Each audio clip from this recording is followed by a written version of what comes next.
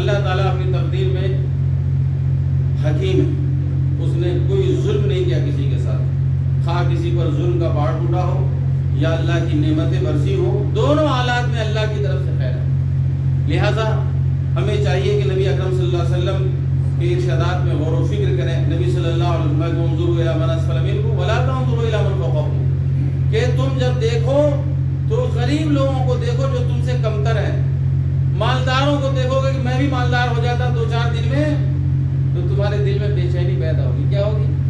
کسی کے گھر میں گئے، وہاں دیکھا شان و شوکت کے تمام ساز و سامان سے گھر مزین ہے، گاڑی کھڑی ہے مہنگی، صوفہ اچھے ہیں، اور جی اسی طرح سارا سسٹم اور پروٹوکول اچھا ہے، بڑے فارم ہاؤس بھی گھر میں لگے ہیں، سوئمنگ پول بھی ہے، دل میں حسرت ہوتی ہے، اچھا اس کا اتنا اچھا مکان ہے، ہمارے پاس تو صرف 2 کمروں کا مکان معمولی سا ہے۔ نہیں میرے بھائی، آپ ان لوگوں کو دیکھو جو آدمی پھوس کے مکان میں رہتا ہے نہیں، جو غریبی میں سڑک کے کنارے خیمہ کے مکان میں رہتا ہے، آپ اوپر والوں کو دیکھو گے تو ہمیشہ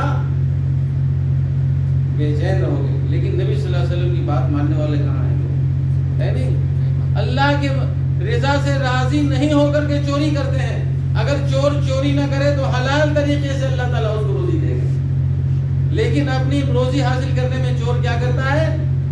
جلد بازی سے کام لیتا ہے، تو کفیل کے پیسے مار لیتا ہے، لوگوں کے پیسے ٹھگ لیتا ہے، جلدی کرتا ہے۔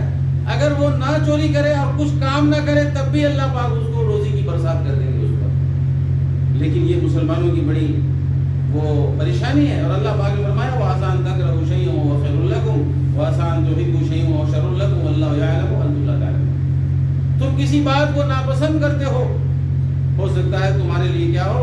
وہ بہتر ہو۔ کسی بات کو تم پسند کرتے ہو سکتا ہے تمہارے لیے وہ شر کا پیغام لے کر کے آئے۔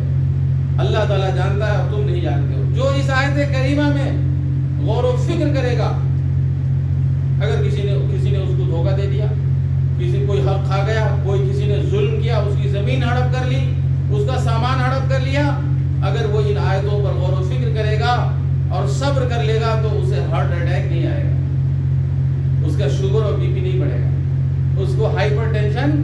لیکن کیا ہے، اگر لین دین میں بقالے میں اگر 1 روپیہ آگے پیچھے ہو گیا تو آدمی اتنی فکر کر لیتا ہے کہ 10 روپے کا خون جلا لیتا ہے۔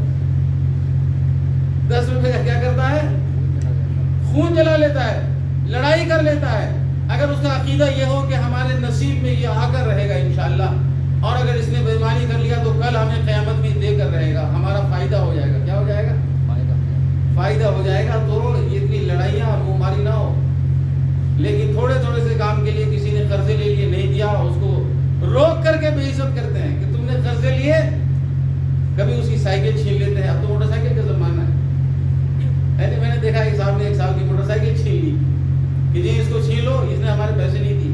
نہیں، آپ کو آسان بھی رہنا چاہیے مسلمان کو، تاکہ ہمیں دیکھ دیکھ کر لوگ کیا ہوں، گھر سے بیوی گالیاں دے آپ کی، ان کی بات سنیں نا آپ، چونکہ ہر بیگم اپنے شوہر کو بیوقوف سمجھتی ہے۔ معاملات شوہر ہی کرتا ہے، پیسہ شوہر کماتا ہے نہیں، کمپنی کے ساتھ شوہر کے معاملات ہوتے ہیں۔ بیوی کا کام کیا ہے؟ صرف کھانا کھانا ہے، تو ہر معاملے پہ اپنے شوہر کو ٹوکتی رہتی ہے، تم یہاں بیوقوف نکل آئے، تمہاری عقل یہاں ماری گئی، تم نے بھائیوں کو زمین دے دیا، گھر دے دیا، تم نے تنازل کر لیا، کمپرمائز کر لیا، تم نے قرض والوں سے لڑائیاں نہیں کری۔ صبح سے شام تک بیوی چاہے تو ہر قدم پر آپ کو بیوقوف بے عزت کرتی چلی جائے گی، لیکن آپ کو صبر کرنا ہے۔ کیا کرنا ہے؟ صبر کرنا ہے۔ صبر پر آپ کو پھل میٹھا ملے گا۔ لوگوں سے منمانی نہیں کرنی بیوی کے کہنے پر۔ اکثر لوگ ماں باپ کو بھی برا بھلا کہتے ہیں بیوی کے کہنے پر۔ کس کے کہنے پر؟